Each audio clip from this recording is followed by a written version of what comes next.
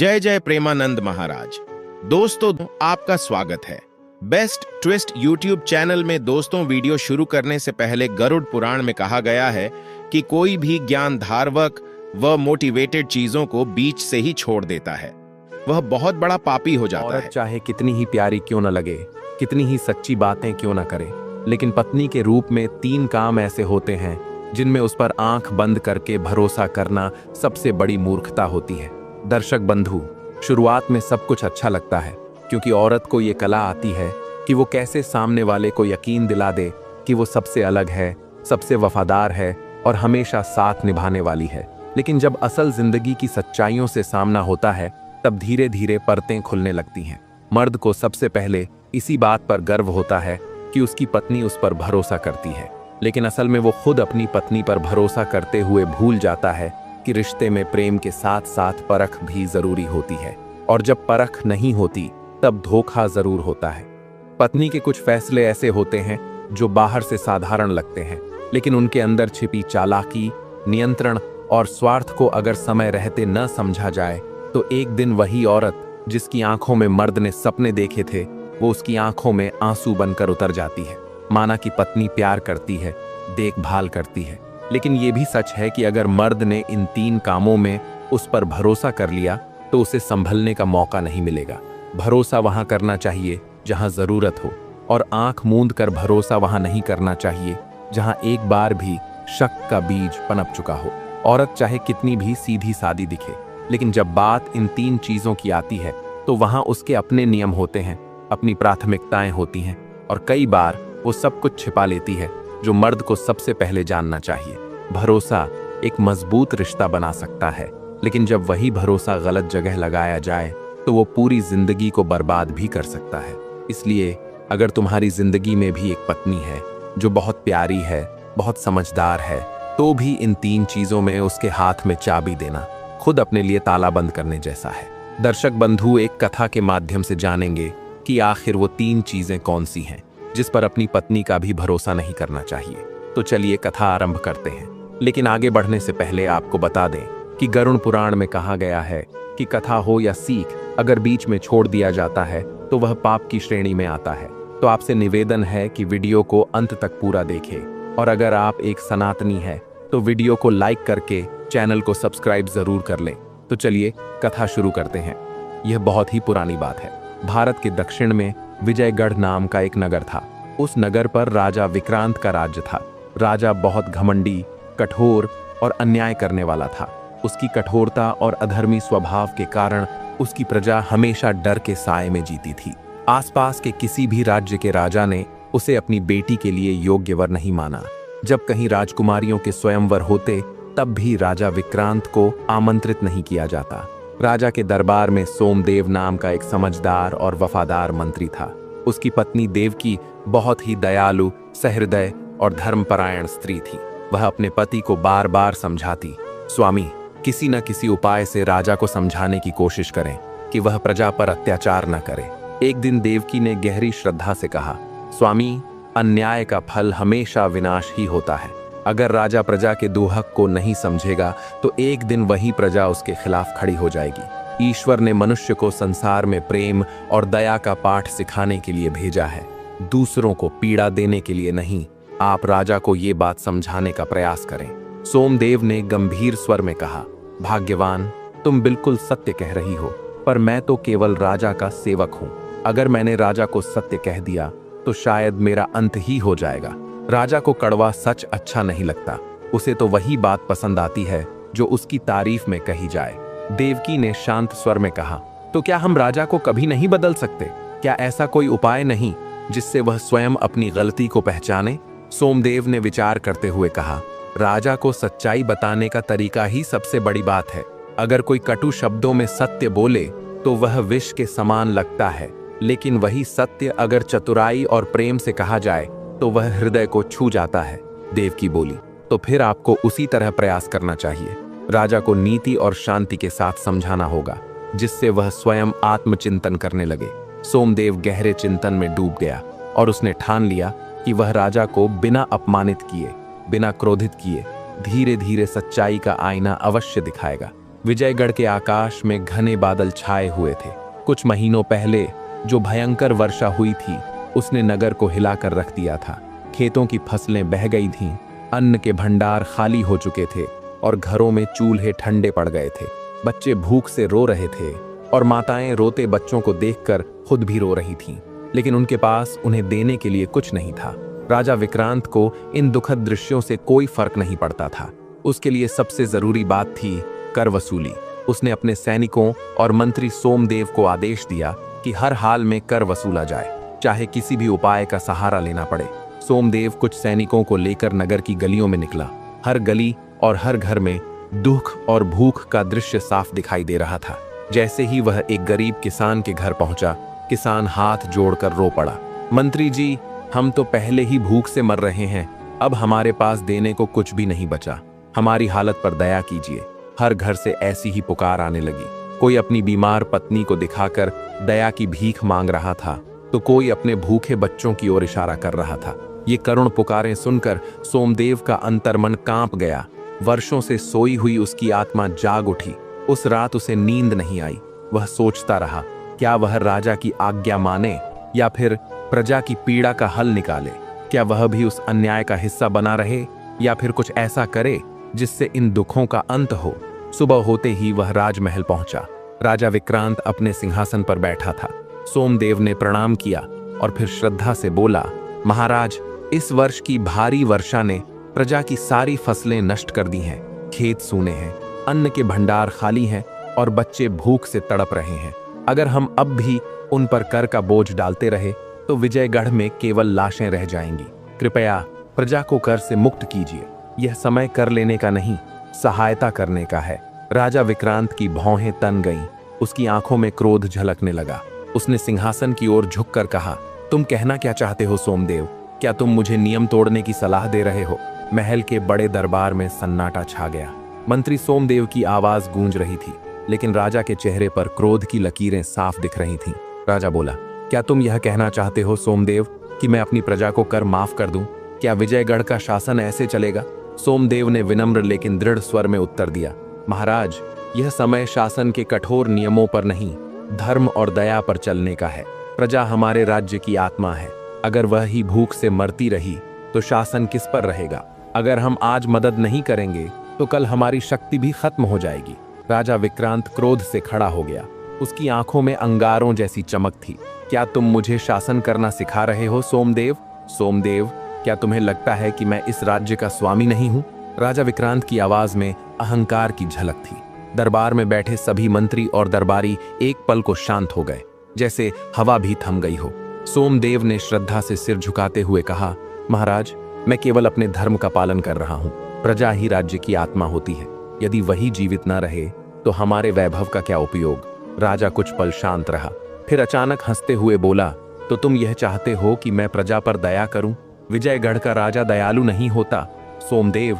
जो कमजोर होते हैं उन पर शासन नहीं किया जाता, उन्हें दबाया जाता है। राजा के इन कठोर वचनों ने सोमदेव के अंतर्मन को झकझोर दिया। उसके मन में बेचैनी भर गई। क्या यह वही राजा था जिसकी सेवा में उसने अपना जीवन लगा दिया? राजा विक्रांत के उस कठोर निर्णय ने सोमदेव के मन में तूफान खड़ा कर दिया था। जैसे ही वह राजमहल से बाहर निकला, उसने एक गहरी सांस ली। सामने उसे अपनी भूखी, असहाय प्रजा दिखाई दी। थके हुए चेहरे, बुझी हुई आंखें, फटे पुराने कपड़ों में लिपटे हुए दुर्बल शरीर। वह जानता था कि राजा का यह निर्णय अन्यायपूर्ण है, लेकिन क्या करे? राजा के आदेश को न मानने का अर्थ था मंत्री का पद खो देना, और पद बचाने के लिए उसे वही करना था जो राजा ने कहा था। शाम को जब वह घर पहुंचा, उसकी पत्नी देवकी ने उसके चेहरे की उदासी भांप ली। वह पास आई और स्नेह से बोली, स्वामी, आप बहुत चिंतित लग रहे हैं। क्या बात है?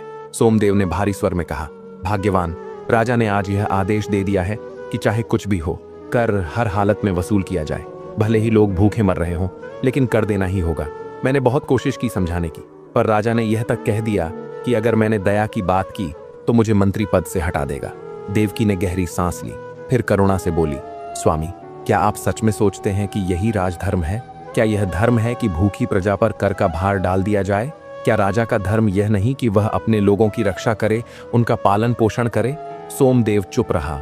उसका मन जानता था कि देवकी सत्य कह रही है, पर एक ओर उसकी सेवा, दूसरी ओर उसकी आत्मा का धर्म। अगले दिन राजाज्ञा को पूरे गांवों में ढिंढोरा पिटवा कर सुनाया गया। हर हाल में कर चुकाना होगा, चाहे मजदूरी करो, चाहे भीख मांगो या चोरी करो, लेकिन राजा का कर देना ही होगा। ये सुनते ही गांव के लोग क्रोधित हो उठे। वे पहले ही राजा की कठोर नीतियों को सहन कर रहे थे, लेकिन अब जब घरों में अन्न तक नहीं था तो कर कैसे दें। गांव के एक वृद्ध शिवराम, जो पहले कई अत्याचारी राजाओं के काल देख चुके थे, वे बोले, अब समय आ गया है, हमें कुछ करना होगा। अगर हमने अब भी मौन साध लिया तो यह अन्याय कभी समाप्त नहीं होगा। गांव के लोगों में हलचल मच गई। कुछ भयभीत थे तो कुछ क्रोध से भरे हुए। उधर सोमदेव का मन व्याकुल था। राजा विक्रांत की यह जिद अब मर्यादा की सीमा लांघ चुकी थी। कर वसूलने की हठ में वह अपनी ही प्रजा का विनाश कर बैठने को तैयार था। रात का समय था। शांत चांदनी खिड़की से आंगन में गिर रही थी। देवकी ने देखा कि सोमदेव चिंतन में डूबे हुए हैं। वह उनके पास आई और करुणा से बोली, स्वामी, आप इतने बेचैन क्यों हैं? क्या मन का बोझ बहुत भारी हो गया है? सोमदेव ने भारी मन से कहा, राजा, अब तो प्रजा की चमड़ी तक उतरवा कर वसूलना चाहता है। मैंने जानबूझकर कर वसूली का ऐलान किया, जबकि मुझे भली भांति झांक था कि प्रजा इस हालत में नहीं है कि वह कर चुका सके। पर यदि कर न वसूला गया तो राजा मेरा मंत्री पद छीन लेगा। देवकी ने गहरी सांस ली और शांत स्वर में बोली, तो फिर स्वामी, आप राजा को समझाने की कोशिश क्यों नहीं करते? सोमदेव ने थकी हुई हंसी हंसते हुए कहा, बहुत बार प्रयास कर चुका हूं भाग्यवान, परंतु राजा सुनना ही नहीं चाहता। वह हर तर्क को ठुकरा देता है। मुझे तो अब यह समझ नहीं आ रहा कि इस हट्ठी राजा से कैसे निपटा जाए। देवकी कुछ पल सोचकर मुस्कुराई और फिर बोली, स्वामी, क्या आपने कभी सोचा है कि राजा इतना विचित्र व्यवहार क्यों कर रहा है? सोमदेव ने माई चढ़ाते हुए पूछा, तुम्हारा कहने का अभिप्राय क्या है? देवकी ने मंद मुस्कान के साथ उत्तर दिया, राजा के पास कोई रानी नहीं है। जैसे एक घोड़ा यदि बेकाबू हो जाए तो कुशल सवार ही उसे संभाल सकता है, लेकिन यदि कोई सवार ही न हो तो वह घोड़ा बेलगाम दौड़ता रहेगा। उसी प्रकार एक पुरुष जब जीवन संगिनी से वंचित होता है तो वह या तो एकांत प्रिय हो जाता है या विक्षिप्त। हमारे राजा तो अकेले ही नहीं, अब तो क्रूर और सनकी भी बन चुके हैं। सोमदेव ने गंभीर स्वर में कहा, तुम सत्य कहती हो, लेकिन समाधान क्या है? कौन अपनी बेटी ऐसे राजा को सौंपेगा? देवकी हंस पड़ी और बोली, यही तो मुख्य बात है। राजा को ऐसी रानी की जरूरत है जो उससे भी अधिक दृढ़ हो, जो उसे उसकी सीमाएं दिखा सके। परंतु समस्या यह है कि कोई भी राजकुमारी उसे अपना पति बनाने को तैयार नहीं। सोमदेव को देवकी की बात में गहराई नजर आई। वह कुछ क्षण चुप रहा और फिर उसकी आंखों में चमक आ गई। उसने गहरी सांस ली और कहा, भाग्यवान, तुम्हारी बुद्धि सच में अद्भुत है। यह उपाय तो बहुत ही उत्तम है। यदि राजा को कोई असली राजकुमारी नहीं मिल सकती तो क्यों न हम स्वयं एक राजकुमारी तैयार करें? देवकी मुस्कुराई, निश्चित रूप से। आप तो अक्सर प्रजा के बीच जाते हैं। आपको किसी ऐसी कन्या का ज्ञान अवश्य होगा जो सुंदर, समझदार और विवेकशील हो। हम उसे राजकुमारी के जैसे शिष्टाचार और रीति संस्कार सिखा देंगे और राजा को विश्वास दिला देंगे कि वह किसी राजघराने की कन्या है। सोमदेव ने उत्साह में हाथ थपथपाते हुए कहा, यह उपाय तो केवल चलेगा नहीं, दौड़ेगा। यदि रानी हमारे पक्ष की हुई तो न केवल मेरी सेवा सुरक्षित रहेगी, बल्कि राजमहल में हमारी बातों को भी महत्व मिलेगा। देवकी ने सिर हिलाते हुए कहा, केवल वस्त्र पहन लेने से कोई राजकुमारी नहीं बन जाता। उसके हाव भाव, चाल ढाल, वाणी और आचरण भी वैसा होना चाहिए। हमें उसे इस प्रकार तैयार करना होगा कि कोई यह कल्पना भी न कर सके कि वह किसी सामान्य परिवार की कन्या है। सोमदेव ने जोश में कहा, मैं कल ही प्रजा के बीच जाकर किसी योग्य कन्या की खोज शुरू करता हूँ। हमें यह कार्य शीघ्रता से पूर्ण करना होगा, जिससे राजा को हम जो रानी प्रस्तुत करें उस पर उसे संदेह न हो। देवकी ने शांत स्वर में कहा, योग्यता के साथ साथ बुद्धि भी अनिवार्य है। राजा विक्रांत को वश में रखना कोई सरल कार्य नहीं है। हमें ऐसी कन्या चाहिए जो राजा के स्वभाव को सहन भी कर सके और धीरे धीरे उसे धर्म और मर्यादा की राह पर ला सके। सोमदेव ने सिर हिलाया, तुम ठीक कहती हो, परंतु ऐसी कन्या कहाँ मिलेगी? वह गहरी सोच में डूब गया और फिर बोला, पहले हमें एक उपयुक्त कन्या खोजनी होगी। जब वह मिल जाएगी तो मैं उसे कुछ दिन अपने घर पर रखूंगा। वहीं तुम उसे रानी के आचरण, बोलचाल, चाल ढाल और शिष्टाचार सिखा देना। देवकी ने आत्मविश्वास से कहा, आप बस कन्या को खोज लाइए, बाकी सब मुझ पर छोड़ दीजिए। 1 सप्ताह के भीतर मैं उसे इतनी कुशल बना दूंगी कि वह असली राजकुमारी लगेगी। उसकी वाणी, उसकी चाल, उसका व्यवहार, सब कुछ बदल डालूंगी। सोमदेव ने तुरंत ही यह निश्चय कर लिया कि वह अब स्वयं प्रजा के बीच जाकर कोई उपाय निकालेगा। अगले ही दिन वह गांव की ओर चल पड़ा और वहां जाकर कुछ समझदार और धर्मशील लोगों को एक स्थान पर एकत्र किया। उन्हें ध्यानपूर्वक देखते हुए उसने शांत लेकिन गंभीर स्वर में कहा, आप लोग कब तक इस अन्यायी राजा के अत्याचार सहते रहेंगे? यदि यही स्थिति बनी रही तो एक दिन ऐसा आएगा जब आपके पास कुछ भी शेष नहीं रहेगा। लेकिन यदि आप लोग सत्ता के समीकरण में भागीदार बन जाएं, तो स्वयं राजा को भी सोचने पर विवश होना पड़ेगा। वहां बैठे एक वृद्ध सज्जन ने उत्सुक होकर पूछा, मंत्री जी, हम जैसे साधारण लोग सत्ता में कैसे भागीदार बन सकते हैं? सोमदेव मुस्कुराया और धीरे से बोला, राजा की सबसे बड़ी कमजोरी यह है कि वह अकेला है। उसके पास कोई रानी नहीं है। यदि हम उसकी रानी को प्रजा के बीच से चुन लें तो समझिए आधा राज्य हमारे ही पास होगा। भीड़ में एक हलचल सी मच गई। कुछ लोग आपस में धीमे धीमे बात करने लगे। एक अधेड़ उम्र के सज्जन बोले, परंतु यह कैसे संभव होगा? राजा किसी भी सामान्य कन्या को रानी नहीं बनाएगा। सोमदेव ने आत्मविश्वास से कहा, यही तो मुख्य बात है। राजा को यह अनुभव ही नहीं होना चाहिए कि वह किसी सामान्य कन्या से विवाह कर रहा है। हमें एक ऐसी कन्या ढूंढनी होगी जो सुंदर हो, विवेकी हो और शिष्टाचार में कुशल हो। फिर हम उसे कुछ दिनों में एक असली राजकुमारी की तरह तैयार कर देंगे। उसके हाव भाव, वाणी, चाल ढाल सब कुछ राजसी होंगे और यह सेवा मेरी धर्मपत्नी देवकी संभालेंगी। अब लोगों की रुचि इस विचार में बढ़ने लगी। एक युवक ने उत्साह से कहा, यदि ऐसा हो गया तो हमारी तकदीर ही बदल जाएगी। अगर रानी हमारे बीच की होगी तो वह हमारी पीड़ा को समझेगी और हमारे हक में राजा के सामने खड़ी हो सकेगी। सोमदेव ने गंभीरता से कहा, इस कार्य के लिए अधिक समय नहीं है। आप सभी को 3 दिन के भीतर ऐसी कन्या ढूंढनी होगी जो इस कार्य के योग्य हो। यह अवसर हाथ से नहीं जाना चाहिए, क्योंकि यदि राजा ने कहीं और विवाह कर लिया तो हमारे पास कोई मार्ग शेष नहीं रहेगा। भीड़ में थोड़ी हंसी और थोड़ी उम्मीद की सरगर्मी फैल गई। कुछ लोग कह रहे थे, यह योजना सच में सफल हो सकती है, तो कुछ अब भी संदेह में थे। लेकिन एक बात तय थी, अब लोगों के हृदय में एक नई आशा की किरण जग चुकी थी। जैसे ही यह बात गांवों में फैली, कई कन्याएं रानी बनने के लिए तैयार हो गईं। परंतु सोमदेव को एक ऐसी कन्या की तलाश थी जो केवल सुंदर नहीं बल्कि समझदार और जिम्मेदार भी हो। बहुत विचार और खोज के बाद एक साधारण लेकिन तेजस्वी और सुशील कन्या कजरी को चुना गया। कजरी को अपने घर लाने के बाद देवकी ने उसे एक सच्ची राजकुमारी की तरह गढ़ने का कार्य प्रारंभ किया। सबसे पहले उसे राजसी वस्त्र पहनने का ढंग सिखाया गया। कैसे वस्त्र धारण करने चाहिए, कैसे आभूषण पहनने हैं, कैसे धीरे धीरे और गरिमा के साथ चलना चाहिए। फिर उसे यह सिखाया गया कि राजमहल में कैसे बैठा जाता है, भोजन कैसे किया जाता है और शिष्टाचार कैसे निभाया जाता है। देवकी ने उसे प्यार से समझाया, बेटी, केवल सुंदरता से कोई रानी नहीं बनता। रानी वह होती है जिसकी हर बात में मर्यादा हो, जिसके हर व्यवहार में गरिमा हो। तुम्हें ऐसे बोलना और चलना होगा कि लोग सच में तुम्हें राजकुमारी मान लें।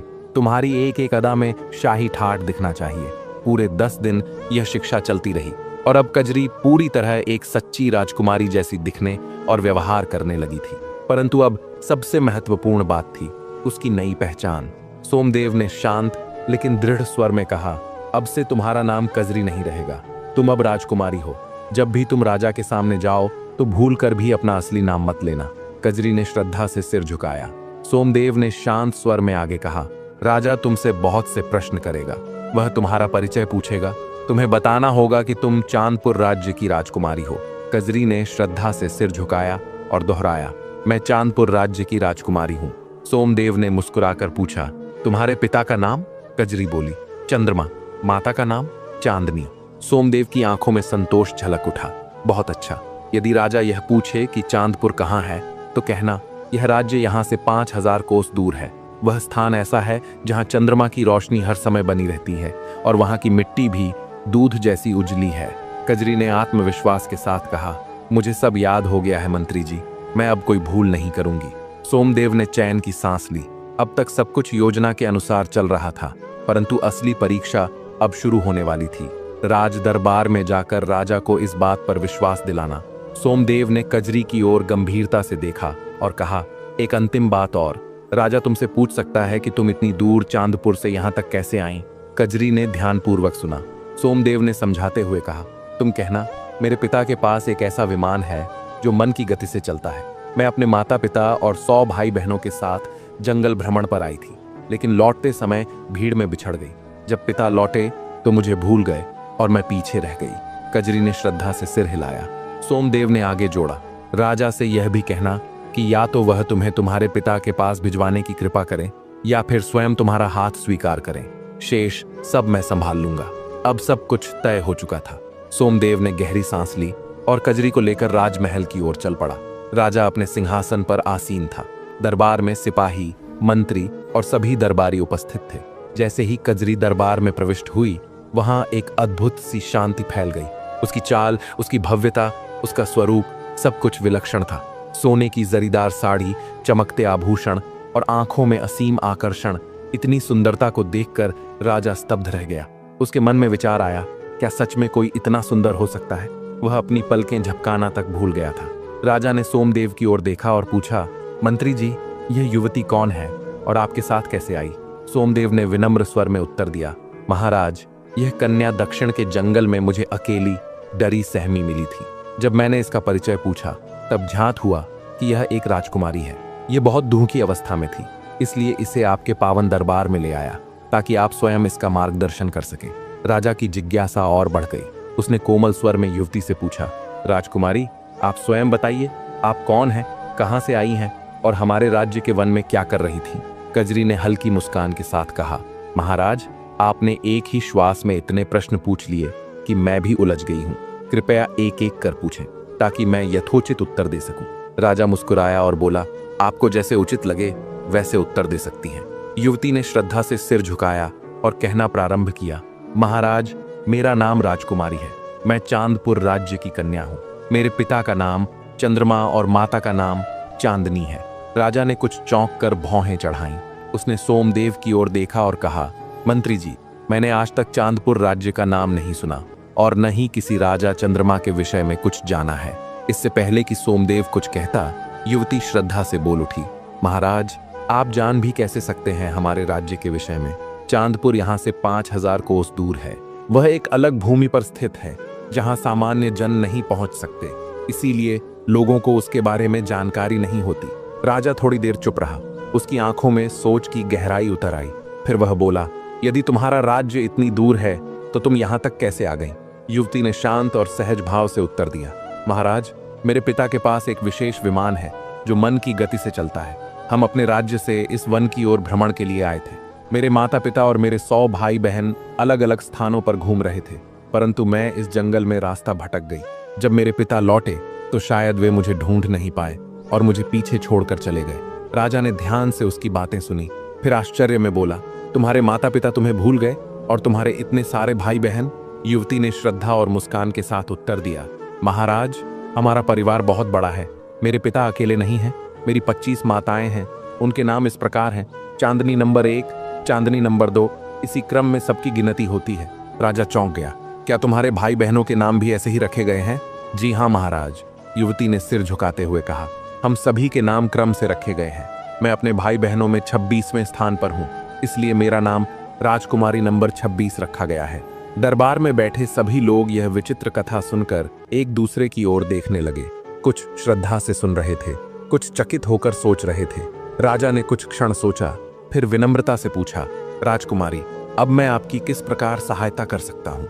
राजकुमारी ने अपनी बड़ी बड़ी आंखों से राजा की ओर देखा और कोमल स्वर में बोली, महाराज, आप 2 ही कार्य कर सकते हैं।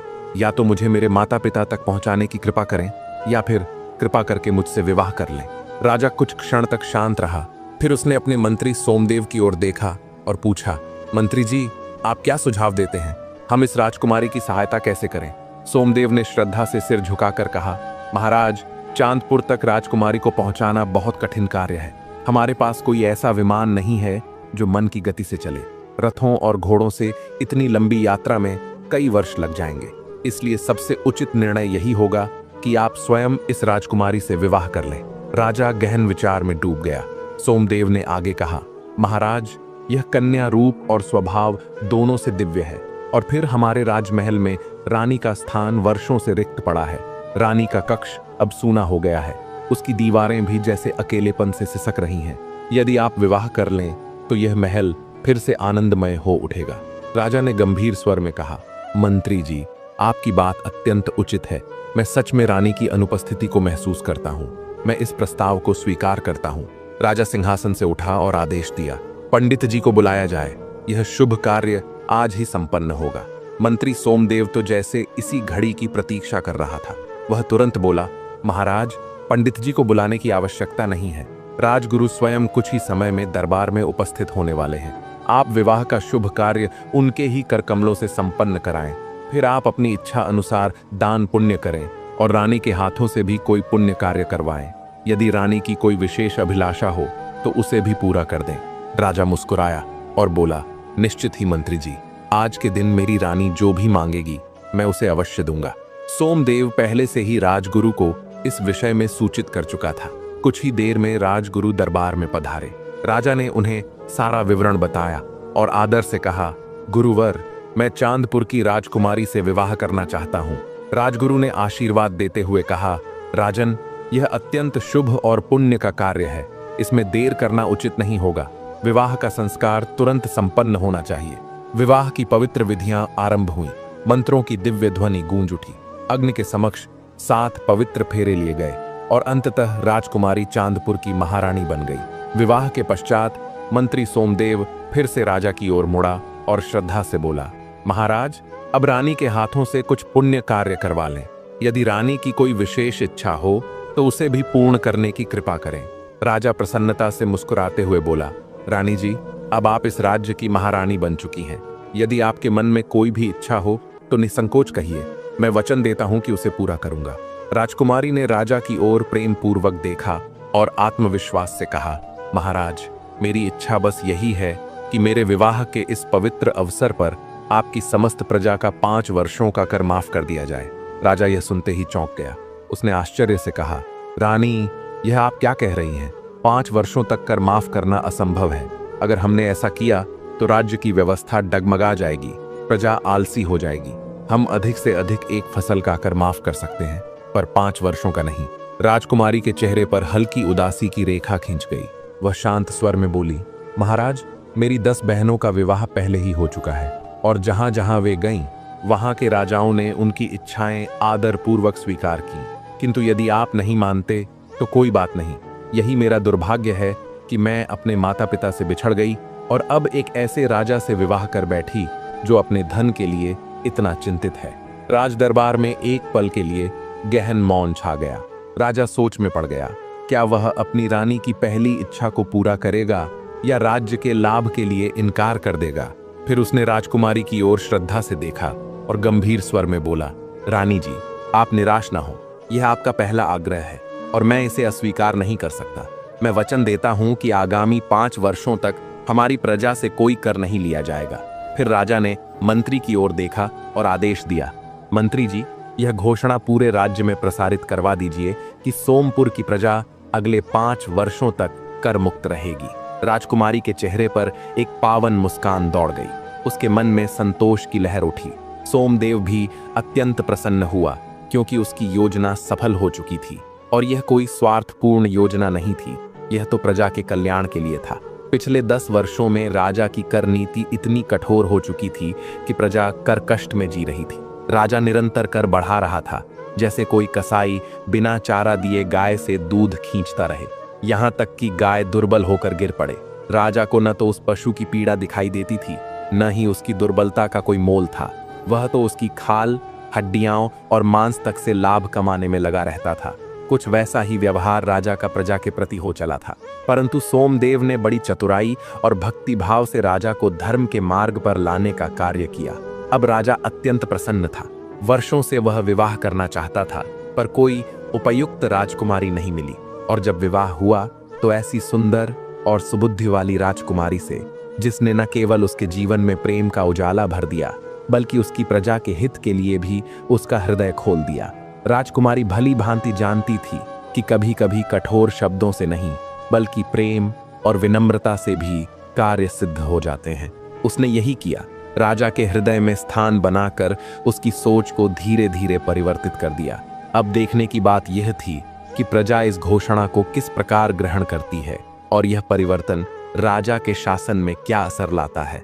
राजकुमारी की सूझबूझ से 5 वर्षों की कर माफी की घोषणा तो हो गई, लेकिन अब प्रश्न यह था कि राज्य का खजाना कैसे भरेगा। यह बात राजा को भीतर ही भीतर चिंता में डालने लगी।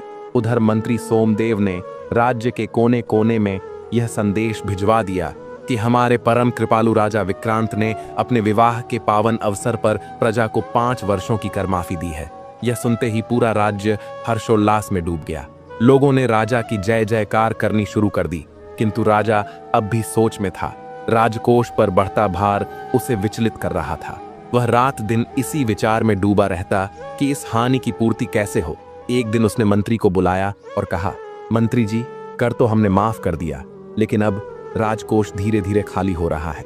हमें राज्य की आय बढ़ाने का कोई और उपाय निकालना होगा।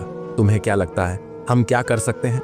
सोमदेव ने शांत भाव से मुस्कुराते हुए उत्तर दिया, राजन, चिंता की कोई बात नहीं। हमारे राज्य में अपार संसाधन है। हमारे जंगलों में दुर्लभ लकड़ियां और स्वादिष्ट फल भरे पड़े हैं, जबकि पड़ोसी राज्यों में जंगल नाम मात्र के हैं। वे अपने लिए लकड़ी और फल अन्य राज्यों से महंगे दामों पर खरीदते हैं। यदि हम उन्हें उचित मूल्य पर ये वस्तुएं बेचें तो हमें अच्छी आमदनी होगी। इसी प्रकार हमारे किसान जो अन्न उपजाते हैं उन्हें भी बाहर के राज्यों में भेजा जा सकता है। इससे न केवल राज्य को लाभ होगा, बल्कि हमारी प्रजा भी आर्थिक रूप से सशक्त बनेगी। और राजन, समृद्ध प्रजा ही किसी राज्य की सच्ची समृद्धि होती है। मंत्री की बात सुनकर राजा की भौहें तन गईं। ये विचार उसे उतना प्रिय नहीं लगा।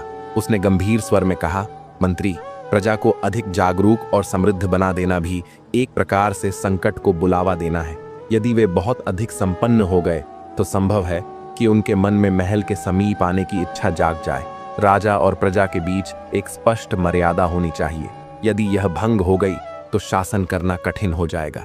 अब राजा का मन किसी और उपाय की ओर बढ़ने लगा। उसने शांत स्वर में कहा, जब कोई राजा धन की कमी से जूझता है तो वह एक सरल मार्ग अपनाता है, युद्ध। दूसरे राज्यों पर आक्रमण कर उनके भंडार और खजानों को अपने अधिकार में लेना सबसे तेज उपाय होता है। मंत्री राजा की इस सोच को भांप चुका था। वह समझ गया था कि राजा अब युद्ध की ओर अग्रसर हो रहा है, किंतु प्रश्न यह था, क्या यह निर्णय उचित होगा? क्या यह राज्य को लाभ देगा या किसी विनाश के द्वार खोलेगा? राजा के मन में अब एक नई योजना आकार ले रही थी। उसे विश्वास था कि उसकी विशाल सेना के बल पर वह किसी भी पड़ोसी राज्य को पराजित कर सकता है। अब बस उसे सही समय का इंतजार था। परंतु यह विचार उसने मंत्री से साझा करना उचित नहीं समझा, क्योंकि वह जानता था कि मंत्री का हृदय सदैव प्रजा के कल्याण की ओर झुका रहता है। राजा और मंत्री के विचारों में जैसे धरती और आकाश का अंतर था। जहां राजा चाहता था कि प्रजा राजमहल से दूर रहे, वहीं मंत्री चाहता था कि प्रजा राज्य के विकास में सहभागी बने। समय धीरे धीरे बीतता गया। राजा और रानी के विवाह को 3 वर्ष हो चुके थे, किंतु रानी अब तक संतानहीन थी। ये कोई असामान्य बात नहीं थी, परंतु रानी के लिए यह चिंता का विषय बन चुका था। वह जानती थी कि यदि राजा को उसकी वास्तविक पहचान कि वह किसी राज्य की राजकुमारी नहीं बल्कि साधारण प्रजा की कन्या है ज्ञात हो गया, तो राजा न केवल उसे बल्कि मंत्री को भी कारागार में डलवा सकता है। किंतु यदि वह एक पुत्र को जन्म दे देती तो राजा कभी उस पर संदेह करने का साहस नहीं करता। यह सोचकर रानी ने मंत्री सोमदेव को बुलवाया और चिंता भरे स्वर में कहा, मंत्री जी, यदि शीघ्र ही कोई समाधान नहीं निकाला गया तो यह चंचल चित्त राजा कोई बड़ा निर्णय ले सकता है। उसकी सोच हर क्षण बदलती है। हमें कुछ करना ही होगा। मंत्री ने गंभीर भाव से उत्तर दिया, रानी जी, इस विषय में मैं आपकी सीधी सहायता नहीं कर सकता। यह राजा का अत्यंत निजी विषय है। आप ही उन्हें स्नेह से समझा सकती हैं। संभव है यदि वे किसी महात्मा या मुनि से मिलें तो कोई समाधान मिल जाए। रानी को मंत्री की बात सत्य प्रतीत हुई। ठीक ही कह रहे हैं मंत्री जी, ये मेरी नहीं, राजा की चिंता का विषय है। आप मेरे लिए संतान कैसे ला सकते हैं? उस रात रानी ने ठान लिया कि वह स्वयं राजा से बात करेगी। वह राजा के पास पहुंची और विनम्र स्वर में बोली, महाराज, मेरी सभी बहनों को विवाह के 1 वर्ष के भीतर संतान प्राप्त हुई, किंतु हमारे विवाह को 3 वर्ष बीत गए हैं और अब तक कुछ नहीं हुआ। लगता है आपने इस विषय में कभी गंभीर विचार नहीं किया। राजा ने भौहें चढ़ाकर पूछा, तो तुम क्या चाहती हो? रानी ने हल्की मुस्कान के साथ उत्तर दिया, मैं चाहती हूं कि आप कोई उपाय करें। ऐसा न हो कि लोग कहना शुरू कर दें कि महाराज दुर्बल हैं या उनमें संतान उत्पन्न करने की क्षमता नहीं है। राजा को यह बात बहुत चुभ गई। यह वह बात थी जो वह सहन नहीं कर सकता था। गंभीर स्वर में वह बोला, रानी, ऐसा ना कहो। तुम मुझे दुर्बल कैसे कह सकती हो? संतान होना न तो किसी पुरुष के हाथ में है न नारी के। यह तो ईश्वर की कृपा से ही होता है। मैं भी चाहता हूं कि मुझे एक पुत्र रत्न की प्राप्ति हो और इसके लिए प्रयास भी कर रहा हूं, किंतु तुम मुझ पर ही दोष लगा रही हो। कुछ देर शांत रहने के बाद राजा ने कहा, रुको, मैं अभी मंत्री को बुलवाता हूं। वह किसी संत महात्मा का पता लगाएगा। संभव है उनके आशीर्वाद से हमारी समस्या का समाधान हो जाए। राजा दरबार में पहुंचा और मंत्री को बुलाकर कहा, मंत्री जी, अब तक हमारे घर में संतान नहीं हुई। यह बात मेरे लिए चिंता का कारण बनती जा रही है। मंत्री ने श्रद्धा से सिर झुकाकर विनम्र स्वर में कहा, महाराज क्षमा कीजिए, पर यह तो आपके और रानी जी के बीच का विषय है। इसमें मैं क्या सहायता कर सकता हूँ? राजा थोड़ा झुंझलाकर बोला, मूर्ख, मैं किसी और उपाय की बात कर रहा हूँ। मेरा तात्पर्य है कि किसी सिद्ध महात्मा से आशीर्वाद लिया जाए। तुम तुरंत पता करो कि क्या कोई संत इस समय हमारे राज्य में पधारे हुए हैं या नहीं। मंत्री ने सिर झुकाते हुए कहा, जो आज्ञा महाराज। मैं अभी वन की ओर जाता हूँ। वहां अक्सर महात्मा पधारते हैं। शायद इस समय कोई सिद्ध संत वहां ठहरे हों। और ऐसा कहकर मंत्री तुरंत वन की ओर रवाना हो गया। कई घंटे की खोजबीन के बाद उसे जानकारी मिली कि एक महात्मा कुछ ही दिन पूर्व जंगल में आकर ठहरे हैं। स्थानीय लोगों ने बताया कि यह महात्मा अत्यंत तपस्वी और सिद्ध हैं। पहले वे इधर उधर भ्रमण करते थे, लेकिन अब उन्होंने यहीं स्थायी रूप से निवास करने का संकल्प किया है। मंत्री को यह सुनकर अत्यंत हर्ष हुआ। उसने सोचा, अच्छा हुआ कि अब हमारे वन में एक संत स्थायी रूप से रहेंगे। वर्षों से यहाँ कोई महात्मा नहीं टिकता था। वे आते थे और शीघ्र ही चले जाते थे, पर अब एक दिव्य आत्मा यहीं रहेंगी। किसी भी राज्य की समृद्धि के लिए संतों और ऋषियों की उपस्थिति आवश्यक होती है। वे न केवल धर्म की रक्षा करते हैं, बल्कि राजा और दरबार को भी धर्मपथ दिखाते हैं। इसी भावना से प्रेरित होकर मंत्री उस सिद्ध संत के पास पहुंचा। महात्मा अपने आश्रम में ध्यान मग्न थे। मंत्री ने श्रद्धा से प्रणाम कर हाथ जोड़ते हुए कहा, गुरुवर, मैं आपके दर्शन करने आया हूँ। मैं राजा का मंत्री हूँ। मैं निवेदन करता हूँ कि आप हमारे राज्य में स्थायी रूप से निवास करें। हम आपकी यथासंभव सेवा करेंगे। महात्मा ने स्नेह भरी दृष्टि से मंत्री की ओर देखा और शांत स्वर में बोले, वत्स, संत किसी एक राज्य के लिए नहीं होते। हम वहां निवास करते हैं जहां हमारा तप और सेवा आवश्यक हो। पर बताओ, तुम इतनी विनम्रता से क्यों आए हो? अवश्य ही कोई गूढ़ कारण है। मंत्री ने थोड़ी झिझक के साथ कहा, गुरुवर, मैंने अपने राज्य के कल्याण के लिए एक निर्णय लिया था। मैंने प्रजा की एक साधारण कन्या का विवाह राजा से करवा दिया ताकि वह एक सच्ची रानी बन सके। पर अब मुझे भय है कि यदि राजा को उसकी सच्चाई पता चल गई तो रानी के प्राण संकट में पड़ सकते हैं। महात्मा कुछ क्षण मौन रहे, फिर उन्होंने गहरी सांस लेकर कहा, वत्स, तुमने सचमुच एक पुण्य कार्य किया है, पर राजा के अधर्म और पाप इतने भारी हैं कि वे शीघ्र समाप्त नहीं होंगे। इस समय जो भी शुभ हो रहा है वह रानी के पुण्य के कारण है। राज्य की प्रजा भी उसी पुण्य का फल भोग रही है। किंतु स्मरण रखना, पुण्य का भंडार भी अनंत नहीं होता। जिस दिन यह क्षीण होगा, रानी को कठिनाइयों का सामना करना पड़ेगा। मंत्री ने चिंतित होकर पूछा, गुरुदेव, क्या कोई उपाय है जिससे इस संकट को टाला जा सके? महात्मा मुस्कुराए और बोले, वत्स, अंधकार कितना भी गहरा क्यों ना हो, सूर्योदय अवश्य होता है। सब शुभ ही होगा। कल राजा और रानी को मेरे आश्रम में भेज देना। उनके भाग्य का लेखा देखना आवश्यक है। मंत्री प्रसन्न होकर शीघ्र ही राजमहल लौट गया। उसने राजा से कहा, महाराज, वन में एक सिद्ध महात्मा पधारे हैं। वे अत्यंत तपस्वी और ज्ञानी हैं। उनके आशीर्वाद से आपकी अभिलाषा पूर्ण हो सकती है। आप रानी को साथ लेकर अवश्य उनके पास जाएं। राजा के मन में आशा की एक नई किरण जागी। अगले ही दिन वह रानी को साथ लेकर महात्मा के आश्रम पहुंचा। महात्मा पहले से ही उनकी प्रतीक्षा कर रहे थे।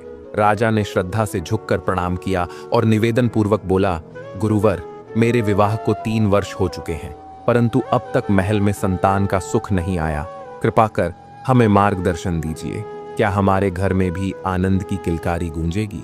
महात्मा ने राजा की ओर गंभीर दृष्टि से देखा और बोले, राजन, पुत्र और पुत्रियाओं उन्हीं को प्राप्त होते हैं जिनके पुण्य पर्याप्त होते हैं। यदि पुण्य क्षीण हो जाए तो संतान का सुख दुर्लभ हो जाता है। यह सुनकर तुम्हें खेद होगा कि तुमने अब तक कोई ऐसा कार्य नहीं किया जो पुण्य में गिना जाए, किंतु तुम्हारी रानी धर्मात्मा है, उसी के पुण्य से आज यह राज्य सुखी है। महात्मा की वाणी सुनकर राजा के हृदय में एक नई आशा जगी। उसे विश्वास हो गया कि अब उसके महल में शीघ्र ही बालक का जन्म होगा। उत्साहित होकर उसने रानी की देखभाल के लिए कई सेवक और दासियां नियुक्त कर दी, ताकि रानी को किसी भी प्रकार की असुविधा न हो। परंतु रानी तो सरल और सादा जीवन जीने की अभ्यस्त थी। वह अपने सभी कार्य स्वयं करना पसंद करती थी, यहाँ तक कि राजा और अपने लिए स्वयं भोजन बनाना भी उसका ही प्रिय कार्य था। राजा को मांसाहार प्रिय था, जबकि रानी शुद्ध सात्विक और शाकाहारी थी। इसी कारण रानी के हाथों से बने साधारण पवित्र भोजन में राजा को स्वाद नहीं आता था, और रानी को महल का भारी और तीखा भोजन पसंद नहीं आता था। फिर भी दोनों एक दूसरे की भावना का मान रखते हुए अपने अपने स्वभाव के अनुसार जीवन व्यतीत कर रहे थे। कुछ समय पश्चात यह शुभ संकेत मिलने लगे कि रानी गर्भवती हैं। जब यह शुभ समाचार राजा तक पहुंचा तो उनकी प्रसन्नता का ठिकाना न रहा। उन्हें लगा कि महात्मा का आशीर्वाद अब फल देने लगा है। उन्होंने पूरे राज्य में आनंदोत्सव की तैयारियां आरंभ कर दी। परंतु इस आनंद के समय में राजा विक्रांत का मन एक पुराने अपमान की ओर लौट गया। वह एक ऐसा कटु अनुभव था जिसे वह जीवन भर नहीं भूल पाए थे। वज्रोक राज्य के राजा भीमकेतु ने अपनी पुत्री राजकुमारी शीला के विवाह हेतु एक भव्य स्वयंवर का आयोजन किया था। संयोगवश उस स्वयंवर का निमंत्रण गलती से राजा विक्रांत को भी भेज दिया गया था। राजा विक्रांत के हृदय में पहले से ही राजकुमारी शीला के लिए एक विशेष स्थान था। उन्हें लगता था कि शायद राजकुमारी भी उनके प्रति आदर और स्नेह रखती है। परंतु जब राजा भीमकेतु को अपनी भूल का भान हुआ तो उसने तुरंत अपना दूत भेजा और वह निमंत्रण वापस मंगवा लिया। दूत ने संदेश दिया, महाराज विक्रांत, क्षमा करें, यह निमंत्रण भूलवश आपको भेजा गया था।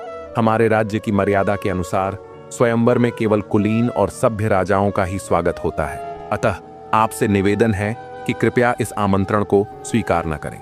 ये शब्द राजा विक्रांत के लिए अपमान की अग्नि में घी समान थे। यह मात्र निमंत्रण वापसी नहीं थी, यह सीधा सीधा तिरस्कार था। राजा भीमकेतु ने विक्रांत को असभ्य और अयोग्य मानते हुए अपमानित किया था। उस समय राजा विक्रांत ने यह अपमान सह लिया, परंतु भीतर ही भीतर वह अग्नि वर्षों तक जलती रही। अब जब रानी के गर्भवती होने का समाचार मिला और वंश बढ़ने की शुभ घड़ी आई, राजा के आत्मसम्मान की ज्वाला फिर से भड़क उठी। उन्हें लगा यह वही समय है जब उन्हें अपने पुराने अपमान का उत्तर देना चाहिए। अब उनके मन में एक ही लक्ष्य था, वज्रोक राज्य पर चढ़ाई करना। वर्षों पहले मिला वह तिरस्कार अब असहनीय हो चुका था। उनके हृदय में प्रतिशोध की अग्नि धधक रही थी। परंतु तभी मंत्री ने विनम्रता से उन्हें एक अलग सुझाव दिया। महाराज, युद्ध से कहीं अधिक आवश्यक है राज्य की समृद्धि। क्यों ना हम वज्रोक से मैत्री कर लें, इससे व्यापार भी बढ़ेगा और दोनों राज्य सुरक्षित रहेंगे। राजा को मंत्री की यह बात बिल्कुल अच्छी नहीं लगी। वह बोले, तुम क्या चाहते हो? मैं अपने अपमान को भूल जाऊं, उस राजा भीमकेतु से हाथ मिलाऊं जिसने मेरे सम्मान को मिट्टी में मिला दिया? मंत्री ने शांत स्वर में कहा, महाराज, प्रतिशोध से अधिक मूल्यवान है प्रजा का सुख। युद्ध केवल विनाश लाता है, उसमें किसी का कल्याण नहीं होता। राजा को अब लगने लगा कि मंत्री वृद्ध हो चला है और उसमें अब पराक्रम की भावना शेष नहीं रही। यह केवल प्रजा की चिंता करता है और मेरे सम्मान की नहीं। ऐसा सोचते हुए राजा ने निश्चय किया कि अब वह मंत्री से कोई सलाह नहीं लेंगे। राजा ने तुरंत अपने गुप्तचर को बुलवाया और वज्रोक राज्य पर नजर रखने का आदेश दिया। कुछ ही दिनों में गुप्तचर लौट आया और उसने एक महत्वपूर्ण समाचार सुनाया। महाराज, राजा भीमकेतु अपने पुत्र का विवाह कराने के लिए पूरे दलबल के साथ चक्करपुर जा रहे हैं। यह समय उनके राज्य के लिए अत्यंत संवेदनशील होगा। राजा विक्रांत के चेहरे पर एक शांत लेकिन तीखी मुस्कान फैल गई। उन्होंने धीरे से पूछा, तो क्या यह सही समय होगा यदि कोई हमला करना चाहे? गुप्तचर ने सिर झुकाते हुए उत्तर दिया, बिल्कुल महाराज, यह समय अत्यंत उपयुक्त होगा। राजा विक्रांत ने अपनी मुट्ठी भींच ली और कहा, अब समय आ गया है, अपमान का उत्तर दिया जाएगा। गुप्तचरों ने एक और महत्वपूर्ण सूचना दी, महाराज, राजा भीमकेतु अगले माह पूर्णिमा को अपने पुत्र के विवाह हेतु नगर से बाहर जा रहे हैं। यह एक सुनहरा अवसर है। यदि आप इसी समय आक्रमण करें तो वज्रलोकपुर की सुरक्षा बहुत कमजोर रहेगी। आप महल पर अधिकार कर सकते हैं और वहां से अपार धन संपत्ति प्राप्त की जा सकती है। राजा विक्रांत के लिए यह स्वर्णिम अवसर था। उन्हें वज्रोक पर शासन करने का कोई लोभ नहीं था।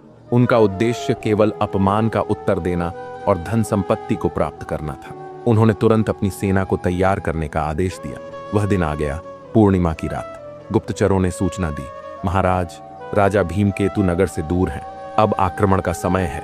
राजा विक्रांत ने इशारा किया और देखते ही देखते वज्रलोकपुर पर आक्रमण कर दिया गया। महल की रक्षा नगण्य थी। सेनापति और सैनिकों ने सहजता से प्रवेश किया और राजकोष को लूटना प्रारंभ कर दिया। वहां की अनुपम संपत्ति, सोना, रत्न, बहुमूल्य वस्त्र, सब कुछ उठा लिया गया। जब तक राजा भीमकेतु विवाह समारोह से लौटे, उनका महल सुनसान हो चुका था। राजकोष खाली था और सैनिकों का वेतन देने तक के लिए धन न बचा था। प्रजा पहले से ही निर्धन थी, अब कर लगाना असंभव था। यह राजा भीमकेतु के जीवन का सबसे बड़ा आघात था। उनका घमंड टूट गया। अपमानित और असहाय वह अपने ही महल में एक सामान्य मनुष्य बनकर रह गए। सबसे बड़ी चोट तब लगी जब उनकी नवविवाहिता पुत्र वधू ने महल में रहने से इनकार कर दिया। उसने स्पष्ट शब्दों में कहा, मैं ऐसे महल में नहीं रह सकती जहां न सुरक्षा है न सम्मान है। मैं अपने पिता के नगर लौट जाऊंगी। अब राजा भीमकेतु अपने ही महल में एकाकी रह गए। उधर राजा विक्रांत महल लौटकर अत्यंत प्रसन्न थे। उन्होंने गर्व से कहा, अब मेरा अपमान मिट्टी में मिल गया, अब कोई मुझे नीचा नहीं दिखा सकता। वह अपनी विजय का उत्सव मना रहे थे, लेकिन मंत्री की आंखों में गहरी चिंता थी। उसने मन ही मन कहा, महाराज, यह केवल एक विजय नहीं, यह एक अग्नि है। जिस अग्नि ने आज वज्रलोकपुर को जलाया, वह कल हमारे महल को भी भस्म कर सकती है। प्रतिशोध की यह अग्नि कहीं राज्य का भविष्य न जला दे। राजा विक्रांत को भली भांति ज्ञात था कि राजा भीमकेतु हार मानने वालों में से नहीं है। वे मर्म को भेदने वाले योद्धा हैं। उन्हें भय था कि भीमकेतु प्रतिशोध में कोई ऐसी चाल चल सकते हैं जिसमें वह अपनी पुत्री या पत्नी का भी उपयोग कर लें। राजा विक्रांत जानते थे कि यदि भीमकेतु ने कोई गंभीर योजना बनाई तो वह अकेले नहीं, पूरा राज्य उसकी चपेट में आ सकता है। क्योंकि जब अग्नि जलती है तो केवल लकड़ी ही नहीं जलती, सब कुछ स्वाहा हो जाता है। अब मंत्री, जो पहले हर बात में राजा की हाँ में हाँ मिलाता था, पूरी तरह बदल चुका था। वह अब केवल राज्य और प्रजा के हित के बारे में सोचता था। कभी जो कठोर शासन में विश्वास करता था, अब उसके भीतर करुणा और विवेक जाग चुका था। उसने स्वयं से कहा, मनुष्य कभी भी बदल सकता है। कोई भी समय सत्य के मार्ग पर आने के लिए उपयुक्त होता है। अब उसे लगने लगा था कि राजा विक्रांत की पुरानी नीतियां, जो कभी उसे उचित लगती थीं, अब राज्य के लिए विनाशकारी सिद्ध हो सकती हैं। परंतु वह जानता था, जो होना है वह होकर ही रहेगा। इसलिए वह मौन रह गया। मंत्री को कभी रानी से मिलने का अवसर मिलता था, परंतु जब से रानी गर्भवती हुई थी, वह अपने कक्ष से बाहर नहीं निकलती थी। राजा ने स्पष्ट आदेश दे दिया था कि रानी के कक्ष में किसी भी बाहरी व्यक्ति का प्रवेश वर्जित है। महल के सभी सेवकों और दरबारियों को यह निर्देश था कि वे रानी के कक्ष के समीप भी न जाएं। यह बात मंत्री को थोड़ी अजीब लगी, परंतु वह मौन रहा। उसे इस बात का अनुमान नहीं था कि इस सन्नाटे के पीछे कोई गहरा रहस्य छिपा है। समय बीतता गया और वह शुभ दिन भी आ पहुंचा जब रानी ने संतान को जन्म दिया। पूरे महल में आनंद की लहर दौड़ गई।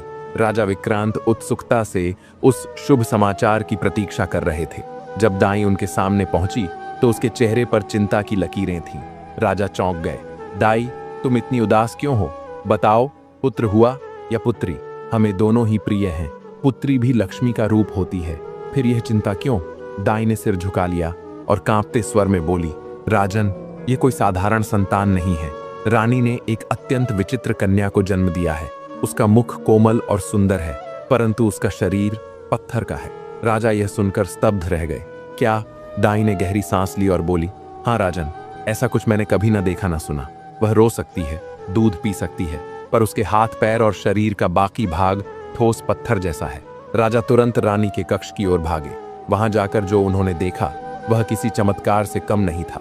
रेशमी वस्त्रों में लिपटी वह नवजात शिशु अपने कोमल मुख से रो रही थी, परंतु उसका शरीर सचमुच पत्थर जैसा कठोर था। राजा ने एक गहरी सांस ली और रानी की ओर देखा। अब इस अद्भुत कन्या का क्या किया जाए?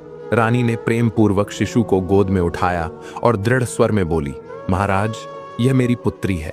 यह कोई श्राप नहीं, कोई अभिशाप नहीं। यह ईश्वर का प्रसाद है, इसे त्यागा नहीं जाएगा। हम इसे वैसे ही स्वीकार करेंगे जैसे विधि ने हमें सौंपा है। राजा को आशा थी कि रानी कहेंगी कि इस विचित्र कन्या को कहीं छोड़ दिया जाए, परंतु रानी की आंखों में जो मां की ममता थी वह अलौकिक थी। राजा असमंजस में पड़ गए। क्या यह कन्या कोई चमत्कार है या किसी रहस्य का संकेत? अब महल में एक विचित्र सन्नाटा छा गया था। शांति थी, पर उसमें कुछ गूढ़ रहस्य दबा हुआ था। राजकुमारी के जन्म की खबर पूरे नगर में फैल चुकी थी, परंतु यह कोई उत्सव का अवसर नहीं था। लोग आपस में धीरे धीरे बात कर रहे थे। राजा की पुत्री पत्थर की है। राजा विक्रांत महल के भीतर फैलती इन खुसर पुसर बातों से व्याकुल हो उठे थे। उनके मन में अनेक भावों का संघर्ष चल रहा था। एक ओर रानी जो अपनी नवजात पुत्री को हृदय से लगाए बैठी थी, दूसरी ओर यह प्रश्न, आखिर इस विचित्र कन्या के जन्म का क्या अर्थ है? राजा सोच रहे थे, यदि यह कन्या महल में रही तो लोग इसे अपशकुन मानेंगे। यह मेरे शासन की मर्यादा और प्रतिष्ठा पर भी कलंक बन सकता है। इन विचारों में उलझा हुआ राजा महल से बाहर निकल आए और अकेले वन की ओर चल पड़े। सघन वन में वह यूं ही भटकते रहे। चारों ओर घना अंधकार था, ठंडी पवन बह रही थी और हर ओर एक गहन नीरवता छाई हुई थी। तभी उनकी दृष्टि एक अद्भुत सुंदर स्त्री पर पड़ी। वह किसी साधारण स्त्री के समान नहीं प्रतीत हो रही थी। उसकी आंखों में एक गहरा रहस्य था और उसकी चाल में एक विचित्र आकर्षण था। राजा अनायास ही उसकी ओर खींचते चले गए। उन्होंने श्रद्धा से पूछा, हे देवी, आप कौन हैं? इस घने वन में अकेली क्या कर रही हैं? वह स्त्री हल्के से मुस्कुराई और कोमल स्वर में बोली, मैं एक दूर देश की राजकुमारी हूँ।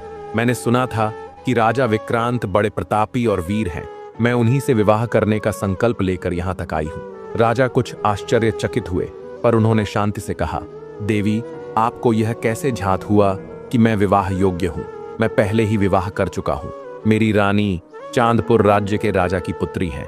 राजा के इस वचन पर उस स्त्री की आंखों में एक रहस्यमयी चमक उभर आई।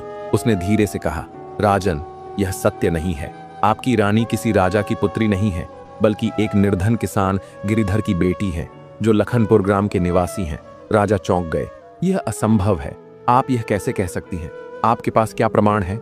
स्त्री मंद मंद मुस्कुराई और शांत स्वर में बोली, आप स्वयं सत्य की खोज कर सकते हैं। यदि मेरा कथन असत्य निकला तो मुझे मृत्युदंड दीजिए, किंतु यदि यह सत्य हो तो क्या आप मुझे अपनी रानी बनाएंगे? राजा कुछ क्षण के लिए स्तब्ध रह गए, फिर गंभीर स्वर में बोले, यदि तुम्हारी बात सत्य सिद्ध हुई तो मैं वचन देता हूं, तुम्हें रानी बनाऊंगा। वह स्त्री फिर मुस्कुराई। मुस्कान में कोई रहस्य था, उसकी आंखों में कोई अनकही बात। वह बोली, राजन, यदि आप वास्तव में सत्य जानना चाहते हैं तो लखनपुर जाकर देख लीजिए। मैं यहीं आपकी प्रतीक्षा करूंगी। राजा ने गहरी सांस ली। उनकी आंखों में अब संदेह की रेखाएं उभर आई थीं। नहीं देवी, जब मैंने शर्त रख ही दी है तो आपको भी मेरे साथ चलना होगा। यदि आप सच बोल रही हैं तो फिर भय कैसा? स्त्री हंस पड़ी। राजन, मुझे किसी से कोई भय नहीं। मैं आपके साथ चलने को तैयार हूं, परंतु पहले यह जान लीजिए, आपकी रानी का असली नाम राजकुमारी नंबर 26 नहीं बल्कि कजरी है। और इतना ही नहीं, उसकी एक जुड़वा बहन भी है, जबरी। यदि आप उसे देखेंगे तो आपको विश्वास नहीं होगा कि वह आपकी रानी नहीं है। राजा विक्रांत का हृदय अब तेज धड़कने लगा। क्या यह सब सत्य हो सकता है? क्या उनकी रानी? नहीं, यह तो असंभव प्रतीत होता है। परंतु अब संदेह की अग्नि मन में जल उठी थी। राजा ने अपने घोड़े पर सवार होकर उस रहस्यमयी स्त्री को साथ लिया और बिना समय गंवाए लखनपुर की ओर चल पड़े। गांव पहुंचते ही वह सीधे गिरिधर किसान के घर पहुंचे। दरवाजा खुलते ही उन्होंने देखा कि एक युवती भीतर की ओर भाग गई। राजा की आंखें आश्चर्य से फैल गईं। यह तो बिल्कुल मेरी रानी जैसी प्रतीत होती है। उसे देखकर राजा का मन विचलित हो उठा। उस युवती की आंखों में भय और घबराहट साफ झलक रही थी। वह कोई साधारण कन्या नहीं थी, वह हूबहू उनकी रानी जैसी दिख रही थी। राजा की दृष्टि जैसे ही गिरिधर किसान पर पड़ी, वह भय से कांपने लगा। राजा ने क्रोध से गरजते हुए कहा, जबरी तो घर में है, परंतु कजरी कहाँ है? अब गिरिधर के पास कुछ छिपाने को नहीं था। उसकी आंखों से आंसू बह निकले। सिर झुकाकर वह धीमे स्वर में बोला, महाराज, कजरी ही आपकी रानी है। राजा को जैसे आकाश से भूमि पर गिरा दिया गया हो। क्या यह सब छल था?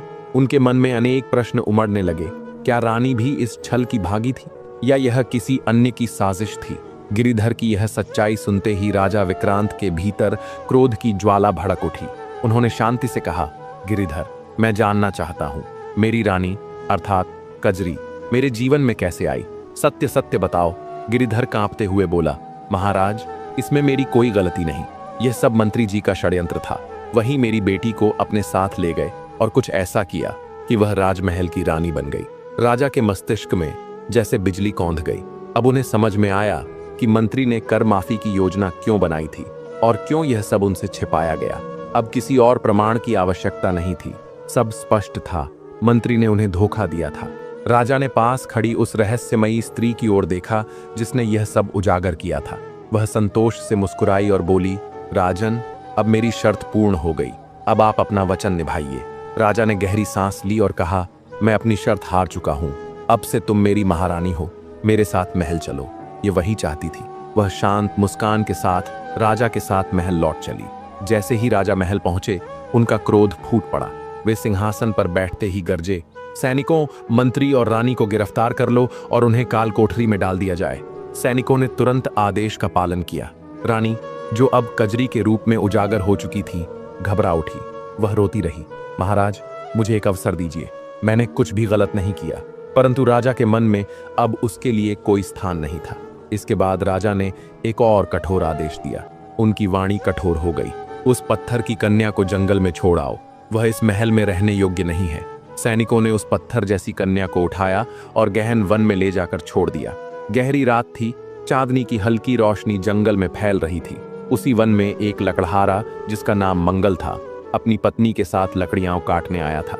काम समाप्त करने के बाद जब वे घर लौटने लगे, तभी उनकी दृष्टि एक विचित्र सी आकृति पर पड़ी। मंगल चौंक कर बोला, ये क्या है? ऐसा जीव तो मैंने कभी नहीं देखा। उसकी पत्नी भी ठिठक गई और ध्यान से देखा। फिर बोली, ये कोई जीव नहीं, बल्कि एक कन्या प्रतीत होती है। देखो, कितनी ठंडी और कठोर लग रही है। उसने संकोच करते हुए उसे अपनी गोद में उठा लिया। जैसे ही उसने ऐसा किया, अचानक एक चमत्कार घटित हुआ। पत्थर जैसी कठोर प्रतीत होने वाली कन्या कुछ ही क्षणों में एक सुंदर, सजीव और अनुपम बालिका में परिवर्तित हो गई। मंगल आश्चर्य में भर गया। अरे, ये तो किसी देवी जैसी लगती है। इतनी सुंदर कन्या इस वन में कैसे आ गई? उसकी पत्नी ने करुणा भरे स्वर में कहा, किसी ने अपने पाप को छिपाने के लिए इस कन्या को त्याग दिया होगा, पर अब यह अनाथ नहीं है। हम इसे अपनी बेटी मानकर पालेंगे। यह हमारे बुढ़ापे की आशा और संतान बनेगी। मंगल ने पहले थोड़ी हिचकिचाहट दिखाई, परंतु अपनी पत्नी की करुणामयी बातों को सुनकर वह उस बालिका को स्नेह से अपने साथ घर ले आया। उधर महल का दृश्य अब पूरी तरह बदल चुका था। वह रहस्यमयी स्त्री अब महारानी बन चुकी थी। राजा, जो अब तक उसके सौंदर्य और चतुराई से मोहित थे, उसे देखने और उससे मिलने को व्याकुल हो उठे। रात्रि जब शांति की चादर ओढ़े सबको विश्राम देने लगी, तब राजा रानी के कक्ष की ओर बढ़े। जैसे ही वे भीतर पहुंचे, रानी ने कोमल मुस्कान के साथ कहा, महाराज, क्या आप अमर होना चाहेंगे? राजा चौंक उठे। अमर? तुम यह कैसी बात कर रही हो? रानी ने एक चांदी के पात्र में दूध रखते हुए कहा, यह कोई साधारण दूध नहीं, यह दिव्य अमृत है। इसे पीते ही आप सदैव युवा, बलवान और अजय हो जाएंगे। राजा विक्रांत अब उसके मोहपाश में पूरी तरह बंध चुके थे। उसके सौंदर्य, वाणी और व्यवहार से प्रभावित होकर उन्होंने बिना विचारे वह दूध ग्रहण कर लिया। परंतु जैसे ही वह अमृत गले से नीचे उतरा, राजा को लगा जैसे उनके शरीर में कुछ बदल रहा हो। शक्ति जैसे धीरे धीरे क्षीण होती जा रही थी। पैर कांपने लगे और पूरे शरीर में कमजोरी फैल गई। राजा ने व्याकुल होकर पूछा, रानी, ये क्या हो रहा है? मेरा शरीर क्यों सुन्न होता जा रहा है? रानी मंद मुस्काई और शांत स्वर में बोली, महाराज, यह तो अमृत की पहली सीढ़ी है। अब आप पूर्ण रूप से मुझ पर निर्भर हो गए हैं। अब राजा को बोध हुआ कि वे किसी गहरे षड्यंत्र का शिकार बन चुके हैं। उन्होंने स्वयं को संभालते हुए कहा, रानी, मुझे तनिक अस्वस्थता महसूस हो रही है। मैं कुछ देर विश्राम लेना चाहता हूँ। रानी ने विनम्रता से कहा, जैसा महाराज को उचित लगे। राजा किसी प्रकार वहां से बाहर निकले और महल के गलियारों में डगमगाते कदमों से चलने लगे। अब उन्हें अपनी भूल का पूर्ण एहसास हो चुका था। मैंने अपने ही महल में अपने सबसे बड़े शत्रु को स्थान दे दिया, उन्होंने मन ही मन सोचा। रानी निश्चिंत होकर सो चुकी थी। उसे विश्वास था कि अब राजा उसके सामने असहाय हो चुके हैं। परंतु राजा ने तय कर लिया कि इस अवस्था से बाहर निकलने का उपाय उन्हें स्वयं खोजना होगा। प्रातःकाल रानी ने व्यंग्यपूर्ण मुस्कान के साथ कहा, महाराज, आप तो कमाल करते हैं। रात्रि में मेरे कक्ष में रहने की बात कहकर चले गए। क्या मैं आपको इतनी अप्रिय प्रतीत होती हूँ? राजा ने संयमित स्वर में उत्तर दिया, रानी, रात्रि में अचानक एक आवश्यक राजकाज आ गया था। आज मैं आपके कक्ष में ही रहूंगा। रानी मुस्कुराकर बोली, राजन, मुझे लगता है कि आपको कोई गंभीर व्याधि है। चिंता न करें, कुछ अनुभवी हकीम और वैद्य ऐसे रोगों का उपचार करते हैं। क्यों ना आप भी किसी योग्य हकीम से सलाह लें। राजा यह सुनकर भीतर से व्यथित हो उठे। अब रानी उन्हें कमजोर बताकर नीचा दिखा रही थी, बल्कि उपचार के लिए बाध्य भी कर रही थी। परंतु राजा को उपाय सूझ गया। उन्हें स्मरण हो आया कि उद्वंत नगर में एक सिद्ध हकीम रहते हैं जो दुर्लभ रोगों का भी उपचार जानते हैं। उसी दिन राजा विक्रांत उद्वंत नगर के लिए रवाना हो गए।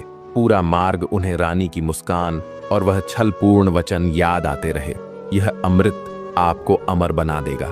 रात्रि हो चुकी थी जब वे हकीम के पास पहुंचे, अतः उन्होंने वहीं रुकने का निर्णय लिया।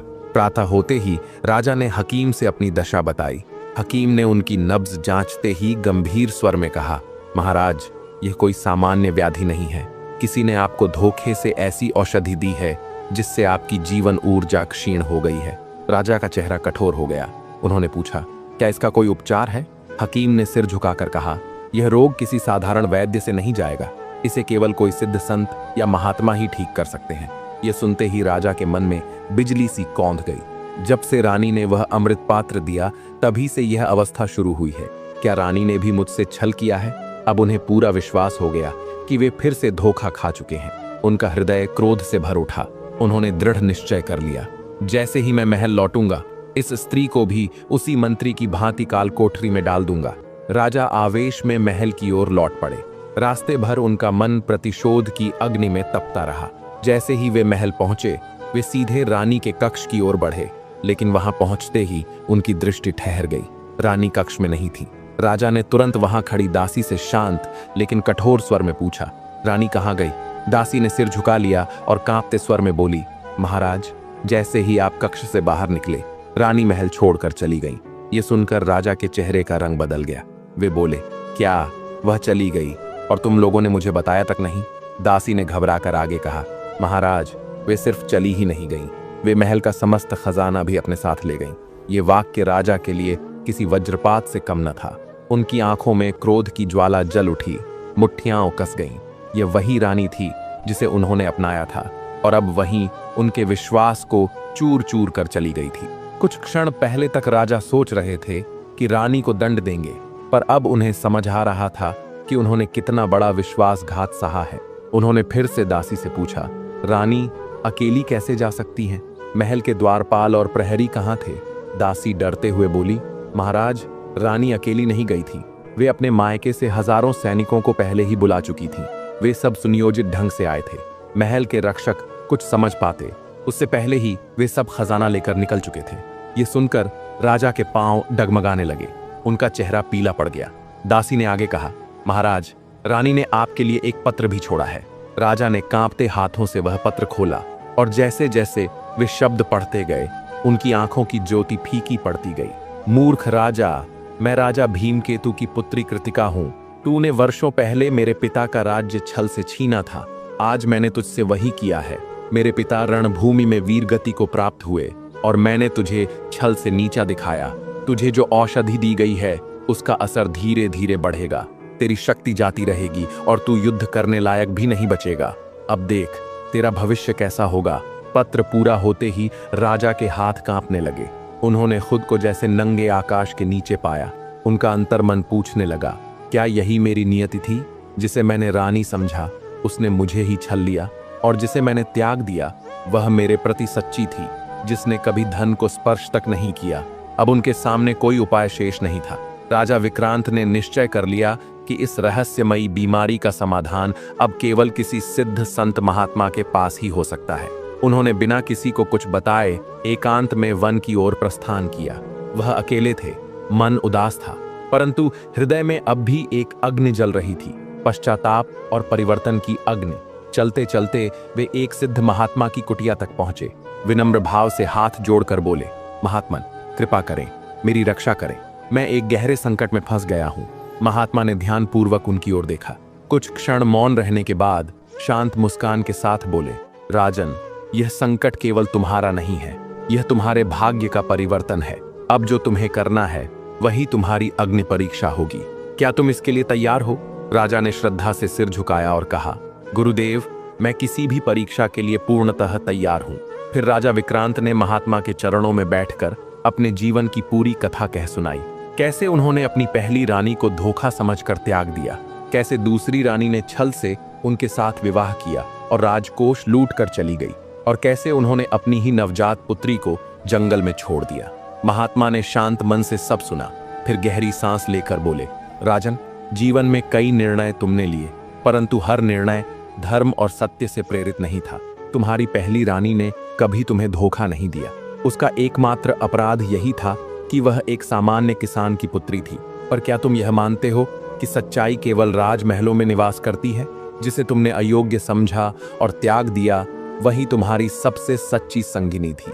उसने कभी तुम्हारे धन की लालसा नहीं की। उसने तुम्हारे कुल की मर्यादा को सहेजा, तुम्हारे राज्य को संभाले रखा। और तुम्हारी पुत्री, जिसे तुमने जंगल में अकेला छोड़ दिया, वह आज भी जीवित है। राजा यह सुनकर चौंक उठे। गुरुदेव, क्या मेरी पुत्री जीवित है? महात्मा मुस्कुराकर बोले, हाँ राजन, एक लकड़हारा मंगल और उसकी पत्नी ने उसे अपनी संतान की भांति पाला है। वह अब एक सुंदर, बुद्धिमती और गुणी राजकुमारी बन चुकी है। राजा की आंखों से पश्चाताप के आंसू बहने लगे। कांपते स्वर में बोले, महात्मन, मैंने बड़ा अन्याय किया है, अब मैं क्या करूं? महात्मा बोले, राजन, अपने अपराधों का प्रायश्चित करो, अपनी पुत्री को महल वापस लाओ, अपनी रानी और मंत्री से क्षमा मांगो, फिर धर्मपूर्वक शासन करो, यही तुम्हारी मुक्ति का मार्ग है।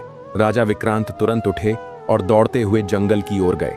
वहां उन्होंने मंगल और उसकी धर्मपत्नी को प्रणाम किया, और जब उन्होंने अपनी पुत्री को देखा तो उनके नेत्र भर आए। वह सच में एक दिव्य राजकुमारी के समान प्रतीत हो रही थी। राजा ने उसे हृदय से लगाया और स्नेहपूर्वक बोले, पुत्री, मैं तुझे पहचान नहीं सका, मुझे क्षमा कर दे। राजकुमारी ने प्रेम भरी मुस्कान के साथ कहा, पिताश्री, आप अब आ गए, यही मेरे लिए सबसे बड़ा सुख है। राजा अपनी पुत्री को लेकर महल लौटे और बिना देर किए अपनी पहली रानी और मंत्री को कारागार से मुक्त किया। वह उनके सामने हाथ जोड़कर बोले, मैंने तुम दोनों के साथ बड़ा अन्याय किया, क्या तुम मुझे क्षमा कर सकोगे? रानी की आंखें नम थीं, पर उन्होंने कोमल स्वर में कहा, राजन, एक सच्ची पत्नी कभी अपने पति से शिकायत नहीं करती। पत्नी का धर्म है अपने पति के साथ हर परिस्थिति में खड़ी रहना। मंत्री ने भी सिर झुकाकर कहा, महाराज, मेरा जीवन सदा आपकी सेवा के लिए समर्पित रहा है और रहेगा। राजा ने अपनी पुत्री को रानी की गोद में सौंप दिया और फिर प्रजा के सामने एक ऐतिहासिक घोषणा की, आज से मेरे राज्य में किसी निर्धन और धनी के बीच कोई भेद नहीं रहेगा।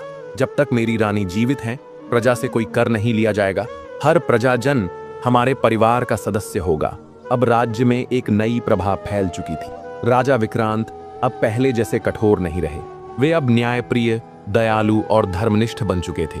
महल में फिर से सुख और शांति लौट आई थी और राजा विक्रांत की जीवन गाथा ने एक नई दिशा पकड़ ली थी, प्रेम, करुणा और सत्य की दिशा। दर्शक बंधु, अभी कथा यहीं खत्म नहीं होती। अभी हम ये भी जानेंगे कि इन 3 चीजों पर कभी अपनी पत्नी का भी भरोसा नहीं करना, वरना धोखा ही मिलेगा। तो चलिए जानते हैं। सबसे पहली चीज, पैसों की जिम्मेदारी। शादी के बाद मर्द सोचता है कि अब सब कुछ पत्नी को सौंप देने से घर अच्छे से चलेगा। वो अपनी कमाई, अपने बैंक डिटेल्स, अपनी सेविंग्स तक पत्नी को सौंप देता है।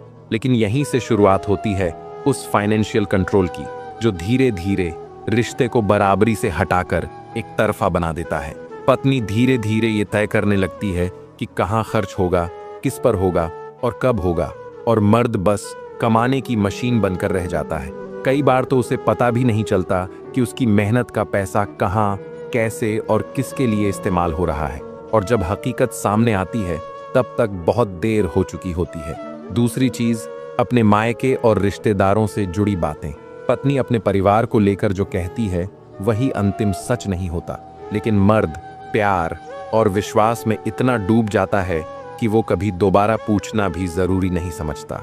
वो नहीं जानता कि कौन सा रिश्ता पत्नी के लिए सिर्फ रिश्तेदारी है और कौन सा उसके लिए प्राथमिकता। बहुत बार देखा गया है कि पत्नी अपने मायके के लिए मर्द की जेब, उसका समय और यहाँ तक कि उसके आत्मसम्मान तक का सौदा कर देती है। लेकिन मर्द पत्नी के कहे हर शब्द को सच मानता है और वहीं से उसकी कमजोरी की शुरुआत होती है। तीसरी और सबसे खतरनाक चीज, अपने जीवन के गहरे राज और फैसले। मर्द जब पत्नी से दिल खोलकर सब कुछ कह देता है अपने डर, अपनी कमजोरी, अपने फैसले, अपने प्लान्स, तो वो ये भूल जाता है कि ये जानकारी कभी उसके ही खिलाफ भी इस्तेमाल की जा सकती है। जब रिश्ता ठीक हो तो सब कुछ सुरक्षित लगता है, लेकिन जब रिश्ते में दरार आती है तब यही बातें सबसे बड़ा हथियार बन जाती है। पत्नी इन्हीं बातों को लेकर मर्द को मानसिक रूप से तोड़ती है, और अगर मामला ज्यादा बिगड़ जाए तो कानूनी रूप से भी नुकसान पहुंचाने से पीछे नहीं हटती। और सबसे दुख की बात यह है कि जब मर्द इन 3 जगहों पर आंख मूंद कर भरोसा करता है तो उसे धोखा तब मिलता है जब वो सबसे ज्यादा टूटने की हालत में होता है। इसलिए पत्नी चाहे कितनी भी प्यारी क्यों ना हो, इन 3 चीजों में संतुलन रखना ही सबसे बड़ी समझदारी है। भरोसा करो, लेकिन इतना भी मत करो कि खुद पर से भरोसा उठ जाए। इसलिए अगर तुम एक मर्द हो और अपनी जिंदगी में एक औरत पत्नी के रूप में है तो इतना समझ लो कि प्यार जरूरी है, पर आंख मूंद कर भरोसा करना खुद से बेवफाई है। रिश्ते बराबरी से चलते हैं, और जहां एक इंसान सब कुछ कंट्रोल करने लगे वहीं से रिश्ता खत्म नहीं तो खोखला जरूर होने लगता है। याद रखना, मर्द बनो, पर ऐसे नहीं कि सब कुछ सहते जाओ, बल्कि ऐसे बनो जो प्यार भी करे पर समझदारी के साथ। अगर तुम चाहते हो कि जिंदगी के ऐसे ही कड़वे लेकिन जरूरी सच तुम्हें बिना दिखावे, बिना घुमाव के सीधे साफ शब्दों में मिलते रहें, तो इस चैनल को अभी सब्सक्राइब करो, क्योंकि यहाँ वो बातें होती हैं जो हर किसी के दिल में होती हैं पर कोई कह नहीं पाता। मिलते हैं अगले वीडियो में एक और सच के साथ। तब तक के लिए सोचो, समझो और खुद पर भरोसा करना सीखो।